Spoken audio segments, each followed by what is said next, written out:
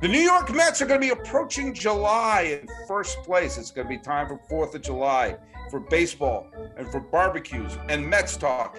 And what better combination for baseball, barbecue, and Mets talk than the Mets podcast, Baseball and BBQ with Jeff Cohen and Leonard Aberman. This is LOCKEDON MLB.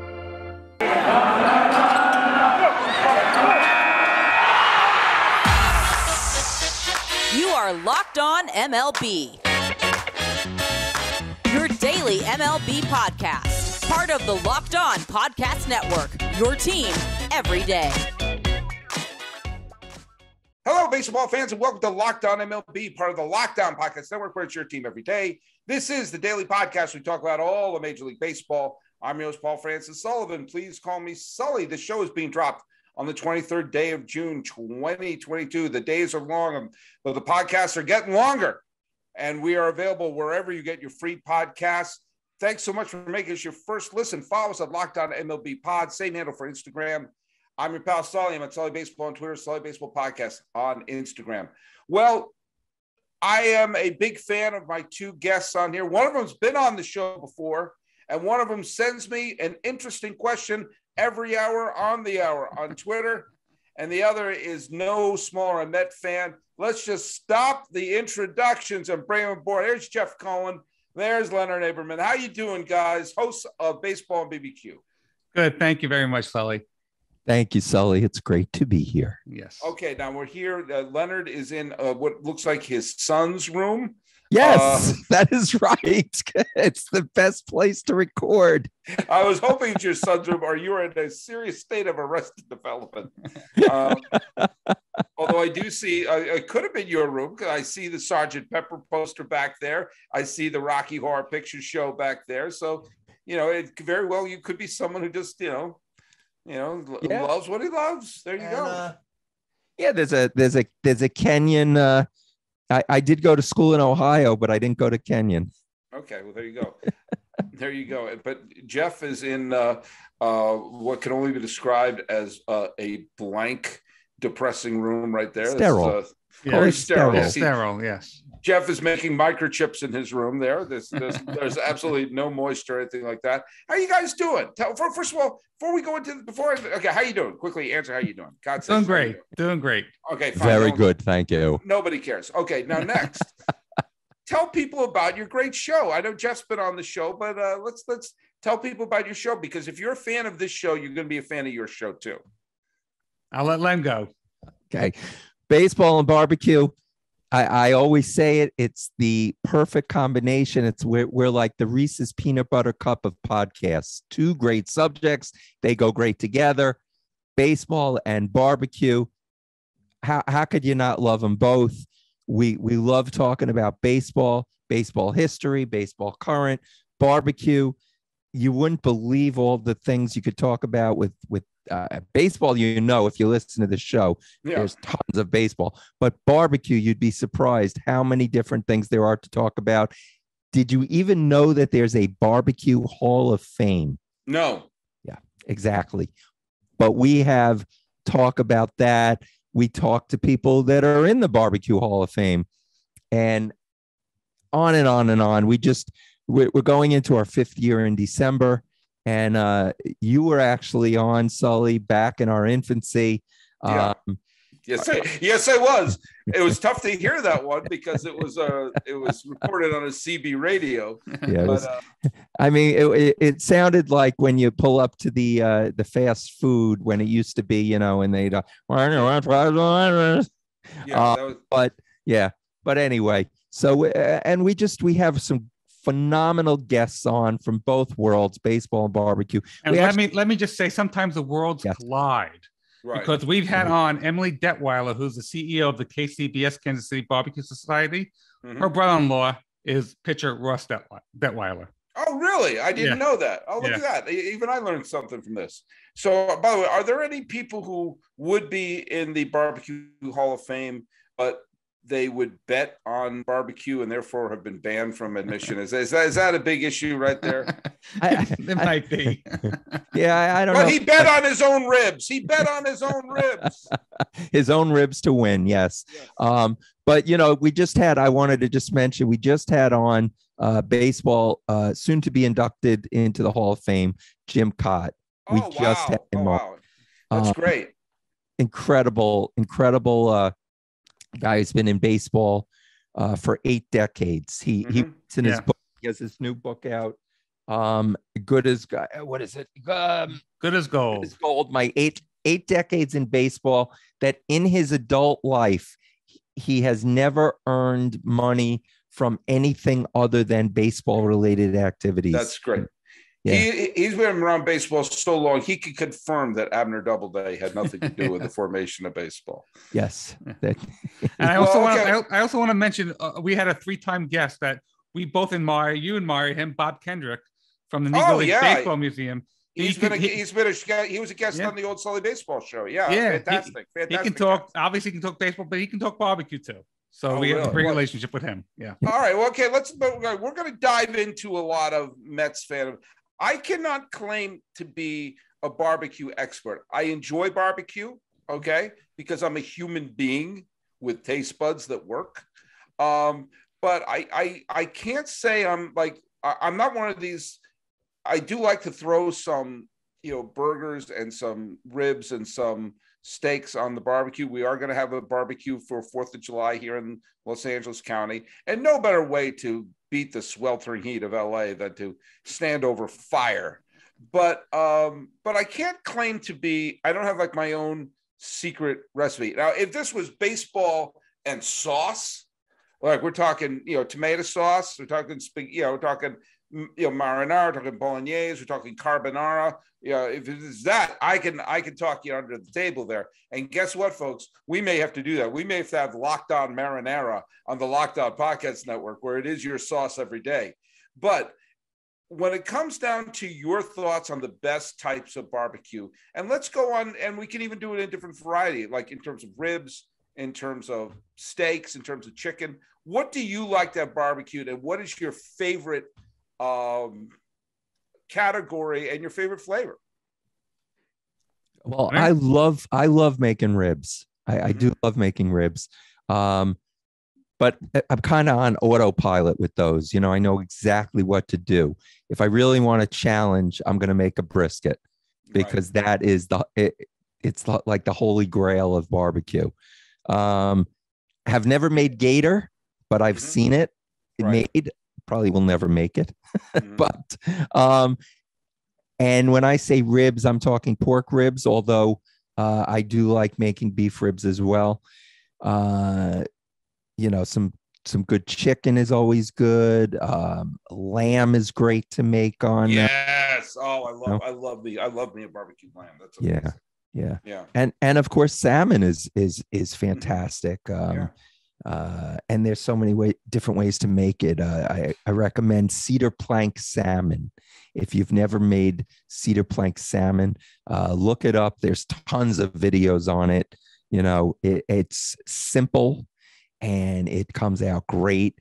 And the great thing about, you talk about being over a fire, in California, but it's better than heating up your kitchen. That's true. So and you could walk away from the fire, have a cold beer, hang out with your friends, and there's nothing better. Nothing better. But yeah. So Jeff, what do you like to make? I'm more in the poultry division there. I like making spatchcock chicken. That's where you spread the chicken out in a full length and season it really well, and you heat it to 350 degrees and until you take temperature of the chicken until 165, and you take it off the grill. Ooh. You put a little sauce on it. It tastes terrific. And since my wife likes that, it's my wife's favorite, so that's my favorite too. My father my father rest in peace. He barbecued salmon just magnificently, and he did. It was the way you would get it. It'd be great because it would have the barbecue taste, but still be it wasn't dry. It was still a good, tender, juicy piece of fish. And I love seafood. Seafood's my favorite type of food in the world. I love seafood. So when you would barbecue up a salmon or barbecue up a swordfish or something along those lines, oh, I loved it. I was absolutely terrific. It's funny. I'm no longer a steak or a hamburger guy, not for any moral reasons, not out of, Hinduism or anything, but because I guess as I've reached 50, my body has said, we're done with this. We're done. You've had too much cow in your life. So I usually, when I'm at a barbecue, I will go to the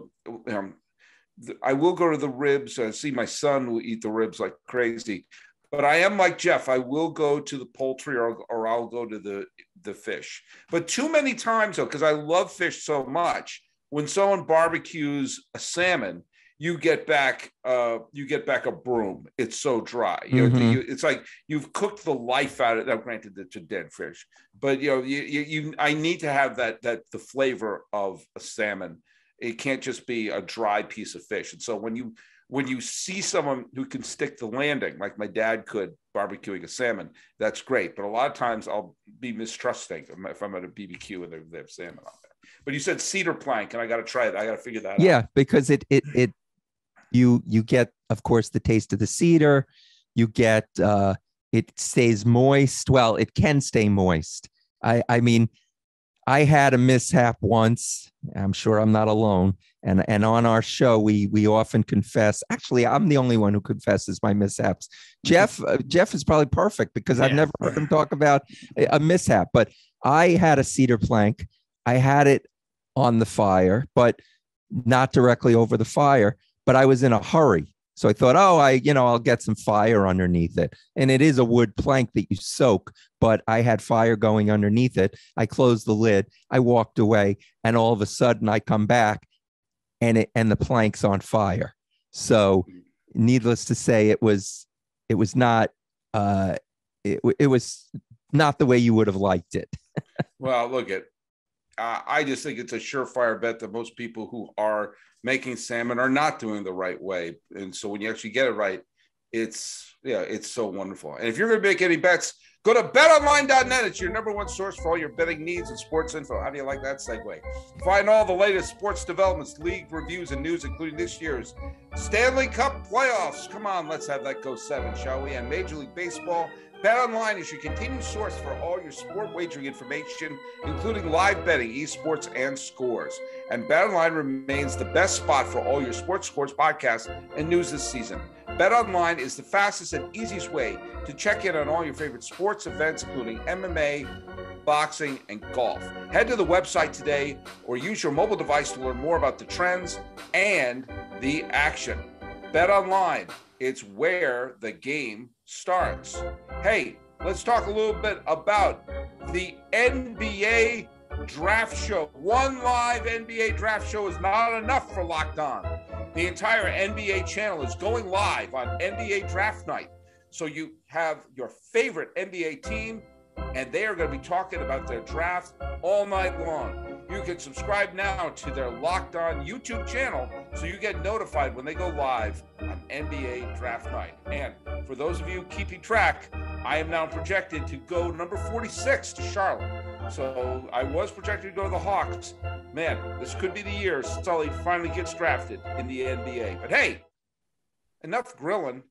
Let's talk baseball. Jeff Cohen, Leonard Aberman, Baseball and BBQ. You're both Met fans. Oh, wait, I have that right. You're both Met fans, right? I know Jeff. Okay, good. I know Jeff is a diehard Met fan. But I had to just double check there for a second. Well, it's a good year to be a Met fan. Finally. Rare. Okay, going back to barbecue, talking rare. But yeah, this is even though the Mets just lost 2 games to Houston. Houston's one of the best teams in baseball. No shame in that. No. There's no shame in that. And they have lost a shockingly few number of series throughout this year. 4. We're nearly in July. Yeah. And let's also just bring up the fact that they've played 5 extra inning games this year and have won all of them. Mm-hmm. Now, granted, I have a little time celebrating extra inning wins now that they have the ghost runner on second rule, which I hate with the passion of 1,000 suns, but that's the rule that we have. Right. And the Mets are taking advantage of it. And I've said this before. I know you guys listen to the show, so you've heard me yabber about this before. Going in a period of time where they didn't have Scherzer, they didn't have DeGrom, for a big chunk of it, they didn't have McGill. They've had a slew of injuries on their team, and they've had the Braves go on an unbelievable run, and you had the Phillies go on no small run themselves. Right. And if I said that to you all at the beginning of the year and said, where do you think this team's going to be in, late June, early July, I don't think you would have necessarily said a 4.5, 5.5 game lead. No. And it was double that not too long ago. Yeah. And because the Mets built up that safety net, they were able to withstand a brutal road trip out to the West Coast. They went 5-5, and with Atlanta, winning, not losing for 2.5 weeks, and they were able to keep the lead. Well, but you call it a brutal road trip. Most teams would be content going on a road trip and coming back break even. Yeah. That gives you an idea of the type of year the Mets are having, that you consider breaking even on a long road trip as brutal. Mm-hmm. Yeah, West Coast trip to be 5-5.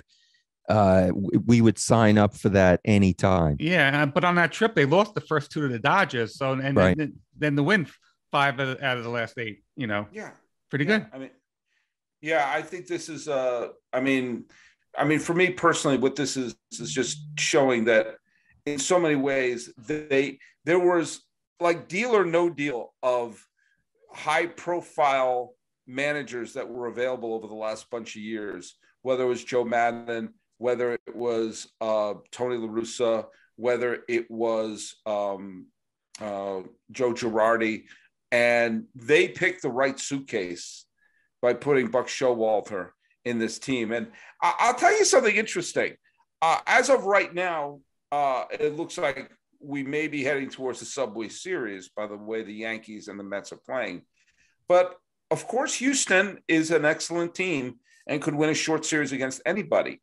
If what we saw was a World Series preview of Houston and the Mets, to have that matchup of managers, Dusty Baker and Buck Showalter, 2 managers who have brought multiple teams to the postseason, and the only thing they don't have on their resume is a World Series championship as a manager, I think that would be an extraordinarily intriguing matchup of managerial storylines taking place.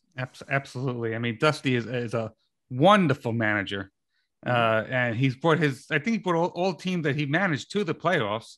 Yes, I know he got to a couple of World Series. It just didn't break right for him, and he's a wonderful manager. Of course, if that would happen, I would hope he'd lose again because I'm a Met fan. But he deserves his chance. Absolutely. Yeah. The thing about the manager with the Mets, and I've said this as they were putting this great team together, it's like if you have this racing car, this great racing car, it's got fine engine, this is the beautiful car. And then you're going to have somebody who just got their license drive it. You need someone of Buck Showalter's, caliber to run this team. And it's showing. It is definitely showing. He has definitely made moves. I mean, the confidence of the team, there are things that he knows that are going to happen on that field that he has feelings for that someone else would not have.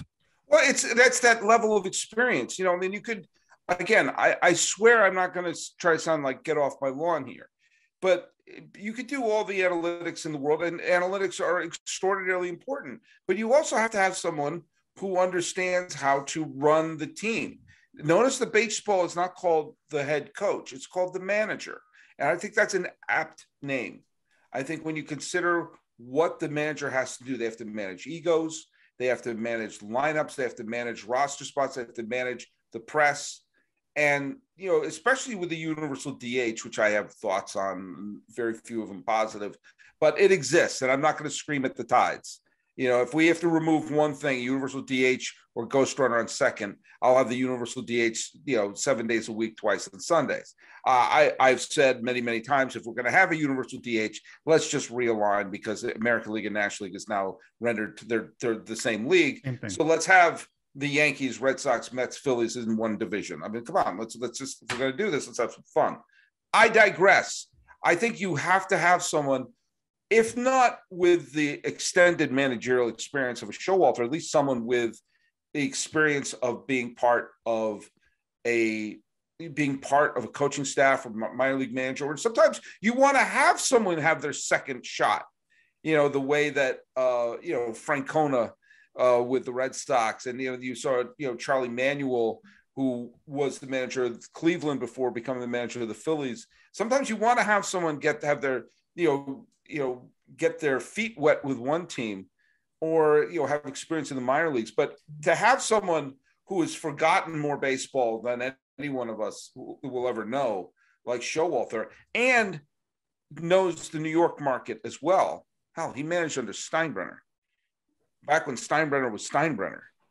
I think that this was, I have to say, I wanted Girardi at one point. I've got to be honest. And I still think Girardi's a fine manager. I think Philadelphia was just a bad situation. Yeah, I agree with you. I would have been fine with Girardi. Yeah. Now, by the way, I love, and I know you both listen to the podcast. You both know that I love how the universe is a series of reactions and connections, and there's alternate universes. If one thing happened, this one would happen. If the Astros were not caught banging their trash cans, Carlos Beltran would be the manager of the Mets right now. Hinch would be the manager of Houston, and Dusty Baker would probably be fishing. Joe Girardi still might be the manager of the Yankees. That's probably true. Oh, but wait, he was fired after the 2017 season. Right. We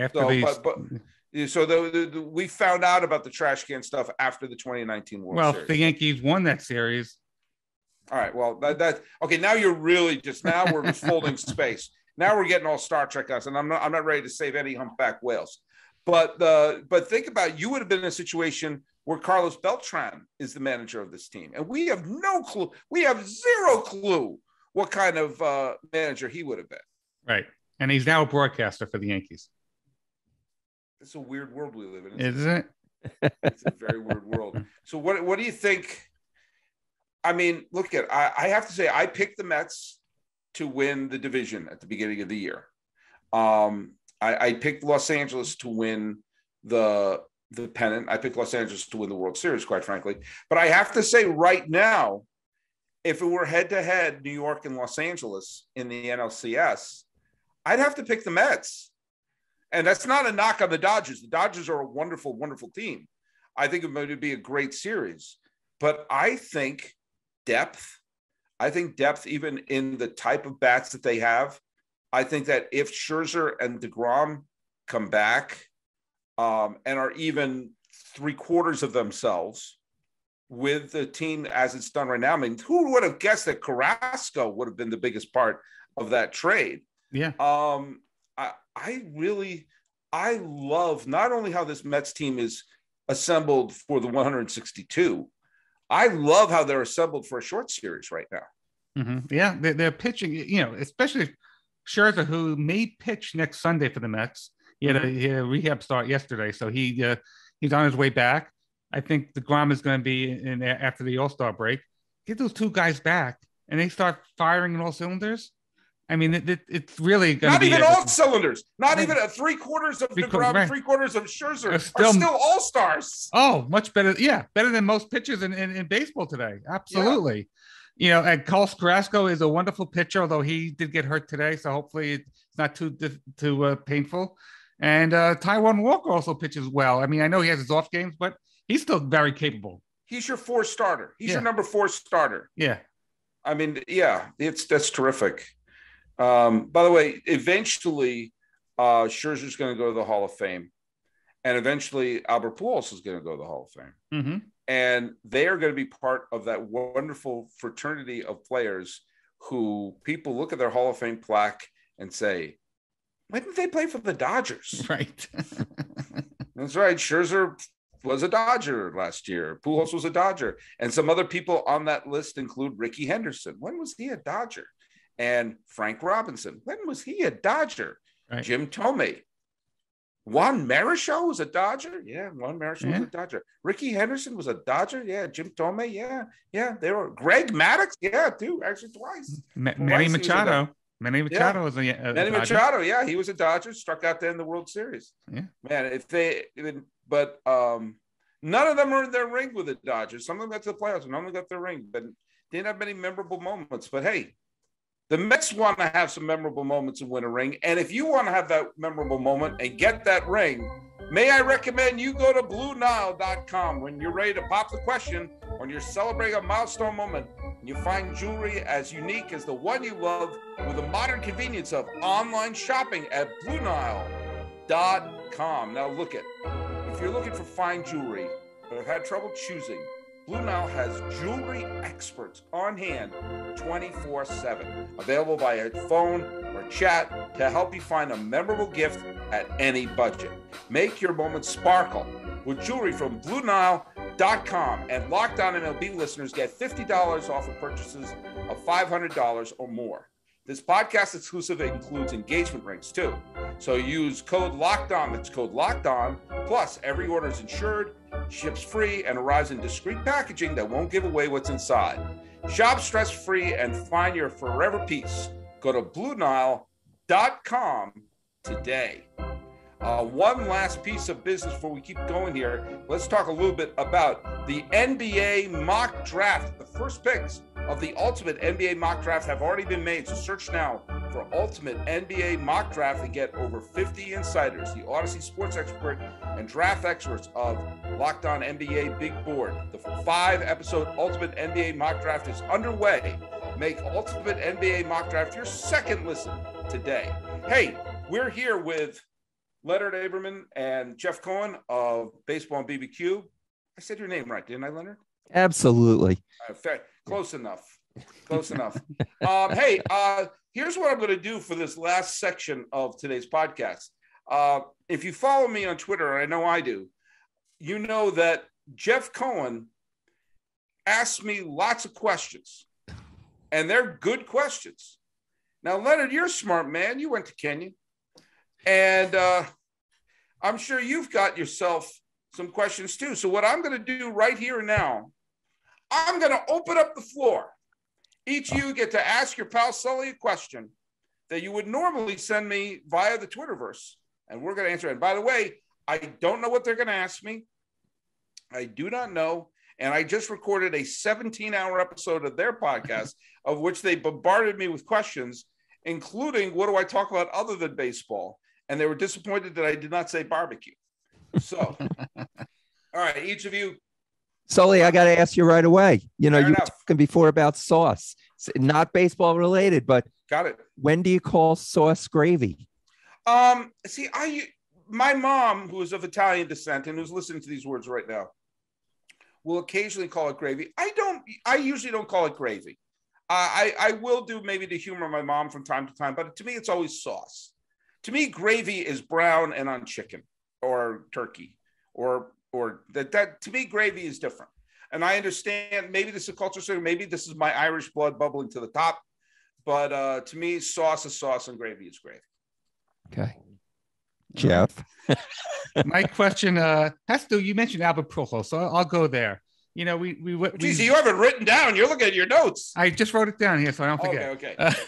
We went with Derek Jeter, Mariano Rivera, David Ortiz. All had these elaborate retirement tours. Albert Pujols is one of the best players we've seen. Like you say, a generational type player. Yes. He was just fantastic ever since he been on the field. Why doesn't he getting a retirement tour? Well, he did get a nice ceremony in Boston. Did he? They both Ortiz came out, presented him with a number 5 from the Green Monster scoreboard. They showed a nice series of video. I don't think they showed him striking out time after time in the 2004 World Series, but they showed a bunch of clips of him, and both with St. Louis and with Anaheim. So they did. I'm not in charge of the promotions department. I thought the Jeter farewell tour, which I'm not convinced is over. Neither am I. Got to be a bit much. But then again, I'm never one to go against celebrating players. I hope teams celebrate Albert Pujols, and I'm very happy that he's ending his career with St. Louis instead of kind of bouncing. Like Jim Thome and Rickey Henderson, two Hall of Famers, bounced around, and their Hall of Fame plaque got super cluttered by the end. And we never got a proper farewell for either one of them. I hope that teams, now that Pujols is in a Cardinal uniform where he belongs, if there's any animosity that Cardinal fans had towards how him leaving for Anaheim, you turned down 10 years, $500 million of whatever it is. Come on, give me a break. No, I mean, nobody would turn down that money. Right. And turned out to be smart for him. He collected that, and he still gets to retire a Cardinal. Yes. I hope that teams, and I have a feeling you're starting to see as the season unfolds and he makes his final appearance at certain places. It wouldn't surprise me if his final appearance in some of his places. I wonder if they play Houston. If they had Brad Lidge give him something. But I hope they do, because he deserves it. And the bad taste in people's mouths he had over the decadence of his contract with Anaheim and the fact that it was a disastrous contract. And of course, there was a great irony that they signed Pujols so they could have a marquee star in Anaheim, just as they developed the biggest marquee star in Trout. And the contract for Pujols may have curtailed them from building a team around Trout. Although I poo-poo that, because the Angels are swimming in money. They have plenty. So you spend it smarter. Don't spend it on Josh Hamilton and CJ Wilson. How about that? Yeah. And we also, and again, players don't exist in vacuum. So we don't know, having a generational Hall of Fame talent be his teammate, what effect that may have had on Trout, who apparently loved Pujols and apparently cried when he was designated for assignment last year. So we don't know, having a player like that as your teammate at that early age, what effect that may have. But clearly it didn't have a negative effect on Mike Trout. No, but I hope people honor Pujols. He certainly has been a Hall of Fame player, one of the best players I've ever seen. Absolutely. And it'll be really cool if he goes into the Hall of Fame with Wainwright and Molina. That trifecta of Cardinals going into the Hall of Fame. Yeah. I think that'd be really cool. That'd be really great. Yeah, I totally agree with you. All right. Well, there you go. Hopefully I answered your questions there. There you go. Yep. Right, do I get to ask one more? Sure, why not? Oh, okay. I chopped the onions fine, and I put it in a little bit of olive oil. No. And I browned the onions before I put the tomatoes in. It's baseball related. What's the matter with? Come on. All right. Shohei Ohtani. Yes. One of the most exciting players in baseball. Yes. To expect him to have a season like last year is next to impossible. But yeah. What does he need to do to win the MVP again? I think continue doing what he's doing. I mean, because what he's doing in terms of value as both a pitcher and as a hitter is terrific. Now, I personally don't think he's going to win the MVP.